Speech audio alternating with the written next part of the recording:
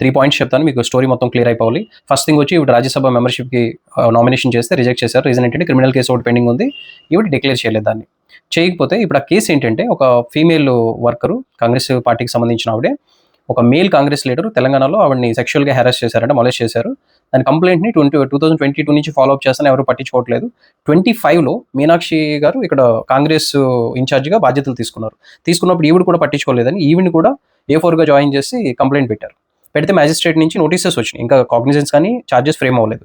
So just నోటీసే కదని వీళ్ళు mention చేయలేదని వీళ్ళు అంటున్నారు, right? But anyway returning officer reject చేశాడు. ఇప్పుడు సుప్రీంకోర్టుకి వెళ్ళారు. థర్డ్ స్టేజ్లో ఏం జరిగిందంటే రిట్ పిటిషన్ ఫైల్ చేశారు. జనరల్గా ఎలక్షన్ పిటిషన్స్, ఎలక్షన్ డిస్ప్యూట్స్ అనేవి ఆర్టికల్ 329 ప్రకారం మన కాన్స్టిట్యూషన్లో ఎలక్షన్కి సపరేట్ ట్రిబ్యునల్స్ అవి ఉంటాయి, వాటి నుంచి రావాలి తప్ప డైరెక్ట్గా కాన్స్టిట్యూషనల్ కోర్ట్స్ అయినా హైకోర్ట్స్, సుప్రీం కోర్ట్స్కి వెళ్ళకూడదు. ఇప్పటివరకు అలాంటి పిటిషన్ ఎప్పుడు ఎంటర్టైన్ చేయలేదు. సో సుప్రీంకోర్టు అదే చెప్పింది. ఇప్పుడు మేము ఎంటర్టైన్ చేస్తే పవర్ఫుల్ పొలిటికల్ పార్టీస్ ఏవైతే ఉన్నాయో అవి డైరెక్ట్గా హైకోర్ట్స్, సుప్రీం కోర్ట్స్కి వచ్చేస్తాయి.